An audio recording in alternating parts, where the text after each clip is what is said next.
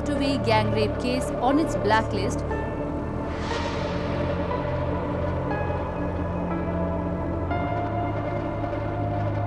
रात गहरी थी। आसमान पर चांद बादलों की चादर में छिपा हुआ, जैसे किसी ने उसकी रोशनी छीन ली हो। लाहौर से सियालकोट की ओर जाती वो लंबी मोटरवे, दिन में जिस पर गाड़ियों की आवाजाही रहती है, अब लगभग सुनसान थी। केवल कभी कभी कोई ट्रक दूर से आता, गरजता हुआ गुजर जाता, और फिर वही खामोशी लौट आती। एक ऐसी खामोशी जिसमें सांसों की आहट भी भारी लगती थी। उस कार के भीतर बैठी महिला ने स्टीयरिंग पर अपनी उंगलियां कसकर जकड़ी हुई थीं। उसके बगल की सीट पर दो छोटे छोटे बच्चे सो रहे थे, पर उनकी नींद बेचैन थी। बार बार छोटा बेटा हिल जाता, आंखें खोलकर मां की तरफ देखता और फिर मासूमियत से दोबारा सिर टिकाकर सो जाता। महिला के माथे पर पसीना था। डिजिटल मीटर पर वो लाल बत्ती जल उठी थी। फ्यूल लो। उसने होंठ भींच लिए। काश मैं लाहौर से निकलने से पहले पेट्रोल भरवा लेती, उसने खुद को कोसा। लेकिन देर हो चुकी थी। गाड़ी धीरे धीरे खामोशी में लड़खड़ाने लगी और आखिरकार रुक गई। समय रात का लगभग 1:30 बज रहा था। जगह गुजरावाला के पास का सुनसान हिस्सा। सड़क पर कोई दूसरी कार नजर नहीं आ रही थी। नजदीक कोई पेट्रोल पंप भी नहीं। चारों तरफ खेत और अंधेरा, और बीच में अकेली वो गाड़ी। महिला ने गहरी सांस ली, खुद को संभाला और बच्चों की तरफ देखा। डरो मत, उसने धीरे से फुसफुसाया, मानो सोते हुए बच्चों को भी तसल्ली दे रही हो। फिर उसने अपना मोबाइल उठाया, पहले अपने रिश्तेदारों को कॉल की। आवाज में घबराहट थी। मेरी कार का पेट्रोल खत्म हो गया है, मैं मोटरवे पर हूं, जल्दी आओ प्लीज। फोन रखने के बाद उसने 15 पुलिस हेल्पलाइन डायल की। दूसरी तरफ से नींद भरी आवाज आई। हाँ बताइए। महिला ने हड़बड़ी में सब समझाया। जवाब मिला, हमारी गाड़ी भेजी जा रही है, आप वहीं रुकिए, इंतजार कीजिए। इंतजार, ये शब्द उस रात उसकी रूह पर बोझ बन गया। वो कार की खिड़की से बाहर झांकती रही। हर हवा का झोंका उसे अजनबी लगा। हर सरसराहट में खतरे की गंध थी। उसके भीतर डर था, लेकिन वो खुद को बच्चों के लिए मजबूत बनाए रखी। कुछ मिनट बीते होंगे कि दूर कहीं खेतों की काली लकीरों के बीच दो परछाइयां हिलती हुई दिखाई दीं। पहले तो उसने सोचा कि शायद खेतों के मजदूर होंगे, लेकिन जैसे जैसे वो करीब आते गए, उसके दिल की धड़कन तेज हो गई। 2 आदमी, उनके कदम डगमगाते हुए भी सीधे उसी गाड़ी की तरफ आ रहे थे। महिला का दिल चीख उठा। नहीं, ये मदद करने नहीं आए हैं। उसने तुरंत कार लॉक किया, शीशे चढ़ाए। बच्चे अब जाग चुके थे, डर से मां का चेहरा देख रहे थे। मां, क्या हुआ? छोटे ने कांपती आवाज में पूछा। महिला ने मुस्कान बनाने की कोशिश की, लेकिन होंठ फट रहे थे। कुछ नहीं बेटा, सब ठीक है। पर सब कुछ ठीक नहीं था। दोनों आदमी अब गाड़ी के बिल्कुल पास खड़े थे। उनकी आंखों में भूख थी, शिकार ढूंढते भेड़ियों जैसी। दरवाजा खोलो, उनमें से एक ने खुरदरी आवाज में कहा। महिला ने कोई जवाब नहीं दिया। उसने मोबाइल उठाकर फिर से डायल करना चाहा, लेकिन तभी धड़ाम, लोहा चीखा, कांच टूटकर बिखर गया। उन आदमियों ने जोर से गाड़ी का शीशा तोड़ दिया। बच्चे चीख पड़े। महिला ने प्रतिरोध किया, लेकिन उनके हाथ लोहे की जकड़ जैसे थे। उन्होंने उसे खींचकर बाहर निकाल लिया। नहीं, बच्चों के सामने नहीं। वो चीखी, रोई, लेकिन आवाज सुनने वाला वहां कोई नहीं था। केवल रात थी, खेत थे, और अंधेरे में पनपता वो भयावह खेल। बच्चे गाड़ी के भीतर कांपते रहे, खिड़की से सब कुछ देख रहे थे। मां को घसीटकर पास के खेतों की ओर ले जाया गया। उनकी मासूम आंखों में वो दृश्य अंकित हो गया, एक ऐसा दृश्य जो जिंदगी भर उनकी यादों में जहर की तरह तैरता रहेगा। महिला ने संघर्ष किया, चिल्लाई, पर खेतों की मिट्टी उसकी चीखों को सोखती रही। उन दरिंदों की हैवानियत बढ़ती गई। वो उसकी करुण पुकारों पर हंसते रहे। उसके गहने नोचे गए, पैसे छीन लिए गए, और फिर उसकी इज्जत। रात की नीरवता टूट चुकी थी, पर किसी ने उसकी आवाज नहीं सुनी। जब वो दरिंदे अपने गंदे काम से निपट चुके, तो उसे वहीं अधमरी हालत में छोड़ भाग गए। काफी देर तक वो गिरी रही, फिर बच्चों की याद ने उसे हिलाया। वो घिसटती हुई कार तक आई। दोनों बच्चे दरवाजे से चिपके हुए सिसक रहे थे। उसने दरवाजा खोला, बच्चों को सीने से लगाया और कांपते कदमों से सड़क पर आ खड़ी हुई। गाड़ियां अभी भी नहीं थीं, लेकिन कहीं दूर से पुलिस की जीप की लाइट दिखाई दी। बहुत देर बाद मदद पहुंची। पुलिस ने उसे अस्पताल पहुंचाया, पर वो रात, वो जख्म जो देह पर था, वो शायद भर जाए, लेकिन जो आत्मा पर लगा था उसका कोई इलाज नहीं था। उस रात ने पाकिस्तान को हिला दिया, लेकिन उससे पहले उस महिला की दुनिया हिल चुकी थी। सुबह का सूरज लाहौर पर उग चुका था, लेकिन उस महिला के लिए रात अभी खत्म नहीं हुई थी। अस्पताल के सफेद बिस्तर पर वो लेटी थी, आंखों में नींद नहीं, केवल डर और सदमा। बच्चे उसके पास बैठे थे, उनकी आंखें सूजी हुई थीं, जैसे रो रो कर थक चुके हों। कमरे की दीवारें उसके चारों ओर खामोशी का पहरा लगाए खड़ी थीं, लेकिन उसके कानों में अब भी वो रात गूंज रही थी, शीशे के टूटने की आवाज, बच्चों की चीखें और दरिंदों की वो निर्दयी हंसी। डॉक्टर और नर्स आते जाते रहे, पुलिस वाले बयान लेने के लिए पूछताछ करते रहे, लेकिन महिला की नजर बार बार अपने बच्चों पर ही टिकती रही। वो जानती थी कि उनका बचपन उस रात में कहीं हो गया है। उधर बाहर की दुनिया में ये खबर जंगल की आग की तरह फैल चुकी थी। अखबारों की सुर्खियां, टीवी चैनलों की हेडलाइंस, सोशल मीडिया की पोस्ट्स, हर जगह यही बात थी कि मोटरवे पर महिला के साथ बच्चों के सामने गैंगरेप। लोगों के दिलों में गुस्से की लहर उठ गई। हर घर में, हर चौराहे पर, हर बाजार में लोग इस घटना पर बात कर रहे थे। ये कैसी सुरक्षा है? अगर मोटरवे पर भी औरत सुरक्षित नहीं है तो कहां है? ये सरकार किस काम की? पर सबसे बड़ा तूफान उस समय उठा जब पुलिस ने आधिकारिक बयान दिया। लाहौर के capital city police officer Umar Sheikh कैमरे के सामने आए। प्रेस कॉन्फ्रेंस में उनसे सवाल पूछा गया, इस घटना की जिम्मेदारी किसकी है? उन्होंने गला साफ किया और कहा, महिला को रात में अकेले सफर नहीं करना चाहिए था। उसे अपना पेट्रोल चेक कर लेना चाहिए था। जैसे ही ये शब्द बाहर आए, पूरे पाकिस्तान का खून खौल उठा। सोशल मीडिया पर लोग फट पड़े। क्या पीड़िता की गलती है? क्या औरत का हक नहीं कि वो किसी भी समय सफर करे? दरिंदे आजाद घूम रहे हैं और पुलिस महिला को दोष दे रही है। Hashtag justice for motor way victim, hashtag shame on police, ये हैशटैग हर प्लेटफॉर्म पर ट्रेंड करने लगे। सड़कें गुस्से से भर उठीं। लाहौर, कराची, इस्लामाबाद, हर शहर में लोग बैनर लिए निकल आए। अपराधी को फांसी दो, पीड़िता को दोष देना बंद करो, महिलाओं की सुरक्षा सुनिश्चित करो। एक तरफ जनता आग की तरह भड़क रही थी, दूसरी तरफ सरकार पर दबाव बढ़ता जा रहा था। प्रधानमंत्री इमरान खान ने टीवी पर आकर बयान दिया, ये एक शर्मनाक घटना है, दोषियों को सख्त सजा दी जाएगी, कोई बख्शा नहीं जाएगा। पंजाब के मुख्यमंत्री उस्मान बुज़दार ने जांच का आदेश दिया। पुलिस ने अपराधियों की तलाश तेज की। जांच में सामने आया कि ये कोई आम अपराधी नहीं थे। उनका नाम पहले से ही पुलिस रिकॉर्ड में था। मुख्य आरोपी था आबिद मल्ही। वो पहले भी कई वारदातों में शामिल था। उसका साथी था शफकत अली। पुलिस ने डीएनए टेस्ट और सीसीटीवी फुटेज से उनकी पहचान पक्की की। 13 सितंबर 2020 को शफकत अली को पकड़ लिया गया। पूछताछ में उसने सब कुछ कबूल कर लिया। हां, हमने ही किया, हमने महिला को गाड़ी से खींचा, खेतों में ले गए। उसकी बातें जैसे खंजर की तरह लोगों के दिलों में धंस गईं। लेकिन आबिद मल्ही, वो फरार था। हर छापेमारी नाकाम रही। लोग कहने लगे, क्या पुलिस इतनी अक्षम है कि एक आदमी को पकड़ नहीं सकती? पंजाब पुलिस के लिए यह इज्जत का सवाल बन चुका था।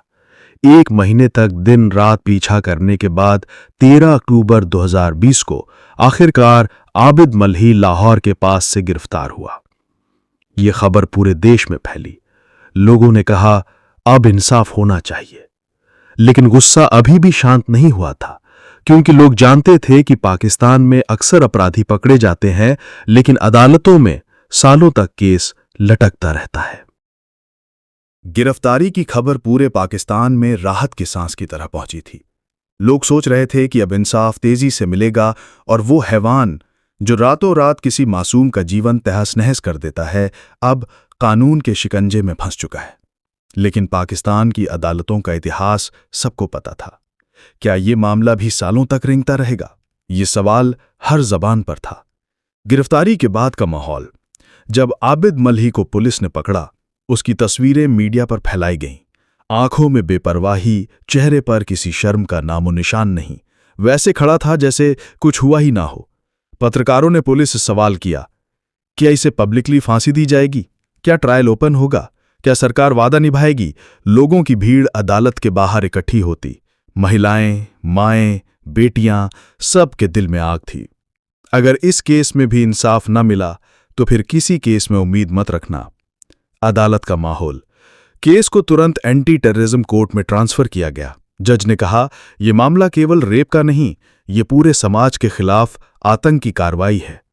पहली सुनवाई में ही माहौल भारी था। महिला को अदालत में नहीं बुलाया गया। उसकी गवाही, रिकॉर्डिंग और लिखित बयानों से ली गई, लेकिन उसके शब्दों में वो रात आज भी जिंदा थी। उन्होंने मुझे गाड़ी से बाहर खींचा, मेरे बच्चे रोते रहे, उन्होंने सब कुछ छीन लिया, उन्होंने मुझे खेतों में घसीटा, उन्होंने मुझे तबाह कर दिया। अदालत में सन्नाटा छा गया। केवल महिला की टूटी आवाज कानों में गूंजती रही। अभियोजन पक्ष ने ठोस सबूत पेश किए। डीएनए रिपोर्ट, दोनों आरोपियों का मिलान पीड़िता से हुआ। सीसीटीवी फुटेज, अपराधियों की गाड़ी घटनास्थल के आसपास घूमती देखी गई। शफकत अली का इकबालिया बयान, उसने हर जुर्म कबूल किया। बचाव पक्ष ने कोशिश की, ये झूठा केस है, पुलिस ने हमें फंसाया है, लेकिन अदालत के सामने सबूत इतने साफ थे कि कोई बचाव टिकता नहीं था। जनता का दबाव। हर सुनवाई पर बाहर नारेबाजी होती, दरिंदों को फांसी दो, इंसाफ दो, इंसाफ दो। लोगों ने मांग की कि ट्रायल को लाइव दिखाया जाए ताकि पूरा पाकिस्तान देख सके कि न्याय हो रहा है। सोशल मीडिया पर बहस छिड़ गई। कुछ कहते सिर्फ फांसी काफी नहीं, इनको सार्वजनिक तौर पर लटकाना चाहिए। कुछ कहते केमिकल कैस्ट्रेशन होनी चाहिए ताकि फिर किसी औरत की तरफ देखने की हिम्मत न करें। अदालत का फैसला। मार्च 2021 की वो तारीख इतिहास में दर्ज हो गई। जज ने फैसला पढ़ा, आरोपी आबिद मल्ही और शफकत अली को गैंगरेप, अपहरण, लूटपाट और आतंकवाद की धाराओं में दोषी ठहराया जाता है। इन दोनों को मौत की सजा सुनाई जाती है। यह अपराध न केवल एक महिला के खिलाफ था, बल्कि पूरे समाज के लिए आतंक का कारण बना। अदालत में मौजूद लोग रो पड़े, कुछ ने तालियां बजाई, बाहर भीड़ ने नारे लगाए। इंसाफ हुआ, लेकिन कहानी यहीं खत्म नहीं हुई। अपील और देरी। कानून का पहिया धीमा है। दोषियों ने तुरंत लाहौर हाईकोर्ट में अपील डाल दी। हमें फंसाया गया है, फैसला जल्दबाजी में सुनाया गया है। सुनवाई शुरू हुई, लेकिन तारीख पर तारीख मिलती रही। वकील अनुपस्थित, जज का तबादला, कागजात अधूरे, ऐसे बहाने चलते रहे। 2023 तक केस खींचता रहा। लोग थकने लगे। क्या यही इंसाफ है? अदालतें केवल तारीख देती हैं। 2025 तक भी सजा पर अमल नहीं हुआ। फांसी का हुक्म कागज पर लिखा रहा, लेकिन जेल की दीवारों पर टंगा ना रहा। पीड़िता की उम्मीद। उस महिला ने बार बार कहा, मैं इंसाफ चाहती हूं मेरे बच्चों के लिए, ताकि कोई और औरत इस हाल से न गुजरे। उसकी आंखों में थकान थी, लेकिन हार नहीं थी। वो जानती थी कि पाकिस्तान की हर औरत अब उस पर है। अगर उसके केस में इंसाफ होगा तो हर औरत को हिम्मत मिलेगी। अगर ना हुआ तो ये समाज और अंधेरे में डूब जाएगा। लाहौर की गलियों से लेकर कराची के तट तक, पेशावर की पहाड़ियों से लेकर इस्लामाबाद के संसद हॉल तक, मोटरवे केस की गूंज हर जगह सुनाई दे रही थी। ये केवल एक घटना नहीं रही थी, ये एक प्रतीक बन चुकी थी। प्रतीक उस सवाल का जो हर घर में गूंज रहा था, क्या इस मुल्क में औरत कभी सुरक्षित हो पाएगी? जनता का गुस्सा। फैसले के बाद लोग खुश जरूर हुए थे कि अदालत ने दोषियों को मौत की सजा दी, लेकिन गुस्सा अभी भी शांत नहीं हुआ था। बाजारों में, चायखानों में, स्कूलों और दफ्तरों में हर जगह यही चर्चा थी। फैसला तो आ गया, लेकिन कब अमल होगा? फांसी जेल में नहीं, सार्वजनिक जगह पर होनी चाहिए ताकि बाकी दरिंदे भी डरें। आज अगर इनको खुलेआम लटका दो तो कल कोई औरत के साथ ऐसा सोच भी नहीं पाएगा। कुछ लोग और आगे बढ़े। फांसी से भी ज्यादा सजा चाहिए। इनके जिस्म से मर्दानगी ही छीन लो, केमिकल कास्ट्रेशन हो ताकि जिंदगी भर अपमान सहें। सरकार पर दबाव। सड़क पर जनता थी, सोशल मीडिया पर तूफान था। सरकार दबाव में आ चुकी थी। प्रधानमंत्री इमरान खान ने कैमरों के सामने कहा, रेप जैसे अपराधों के लिए नई सजाओं का कानून लाया जाएगा। हम रेपिस्ट्स के लिए केमिकल कास्ट्रेशन और तेज ट्रायल का सिस्टम बनाएंगे। उनके शब्दों ने बहस को और तेज कर दिया।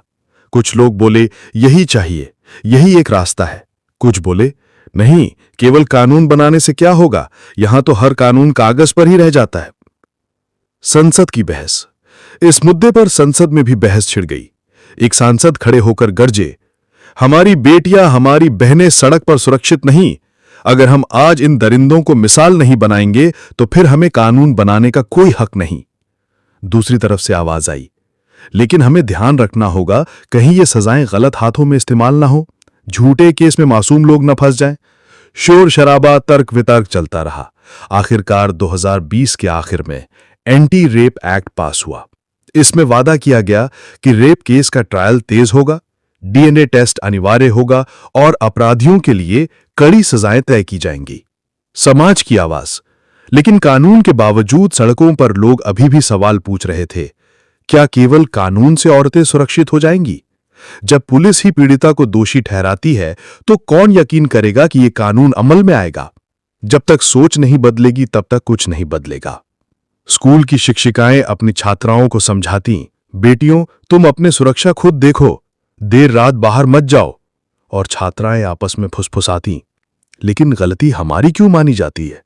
गुनहगार तो वो हैं जो औरत को शिकार समझते हैं। सन्नाटा और डर। हर महिला इस केस में अपना अक्स देखने लगी।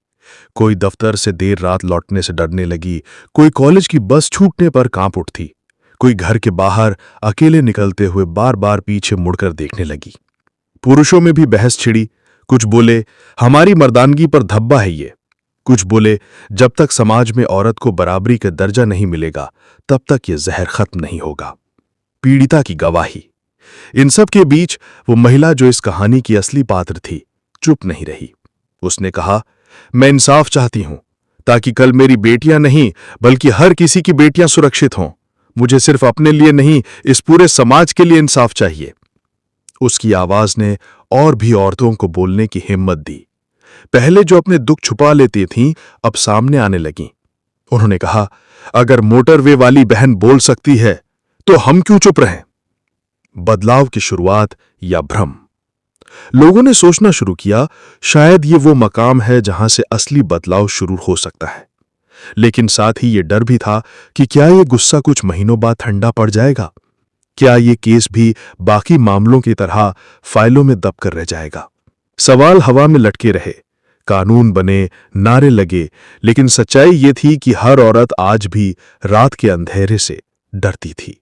और ये डर साबित करता था कि इंसाफ केवल कागजों पर नहीं, सड़कों पर चाहिए।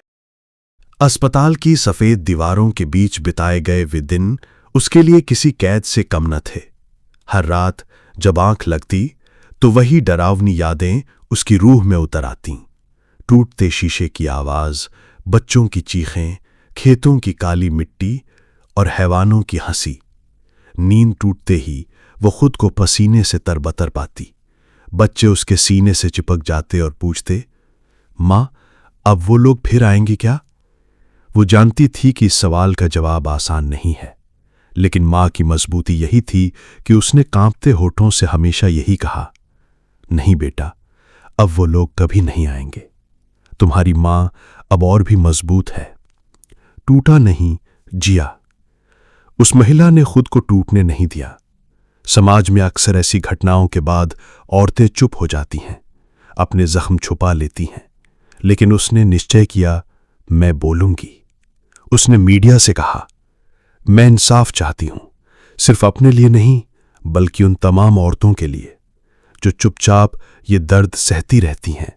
अगर मेरे साथ ये हुआ है तो मैं इसे अपनी आवाज बना दूंगी ताकि किसी और के साथ ये ना हो। उसकी ये हिम्मत लोगों के लिए उम्मीद बन गई। हर गली में, हर शहर में औरतें कहने लगीं कि अगर मोटरवे वाली बहन खड़ी हो सकती है तो हम क्यों चुप रहें। बच्चों के लिए। वो जानती थी कि सबसे बड़ी लड़ाई उसके बच्चों के लिए थी। उन मासूम आंखों ने वो रात देखी थी जिसने उनका बचपन छीन लिया था। जब भी दरवाजे पर कोई जोर से दस्तक देता, बच्चे डरकर मां से चिपक जाते। वो धीरे से उन्हें सीने से लगाकर कहती, डरना मत, मैं हूं ना, तुम्हें कुछ नहीं होगा। बच्चे जब मां के चेहरे पर आंसू देखते तो छोटे हाथों से उन्हें पोंछते, मां रो मत प्लीज। उसके लिए यही सबसे बड़ा हौसला था। समाज का सामना। कई बार जब वो बाहर निकलती तो लोग फुसफुसाते, यही है मोटरवे केस वाली। कुछ लोग तसल्ली देते लेकिन कुछ ताने भी कसते। रात को अकेली सफर क्यों कर रही थी? इतना बड़ा हादसा हुआ, अब समाज में कैसे जी पाएगी? लेकिन उसने हर ताने को पत्थर की तरह झेलकर अपने सीने में दबा लिया। उसने कहा, अगर मैं चुप हो जाऊंगी तो कल कोई और औरत पीड़ित होगी और लोग उसे भी दोष देंगे। मैं इस सोच को तोड़ने आई हूं। हिम्मत की आवाज। वो धीरे धीरे औरतों के लिए प्रतीक बन गई। कई एनजीओ और महिला अधिकार संगठनों ने उससे संपर्क किया। उसने कहा, मैं किसी संस्था की मोहताज नहीं, मैं खुद अपनी आवाज हूं, मुझे अपने बच्चों के लिए लड़ना है। उसकी हिम्मत देखकर कई औरतों ने पहली बार अपने साथ हुए अन्याय को बोलना शुरू किया। कहीं कोई घरेलू हिंसा की शिकार औरत सामने आई, कहीं कोई औरत जिसने सालों से रेप का जख्म छुपा रखा था अब बोलने लगी। अंधेरे से उजाले तक।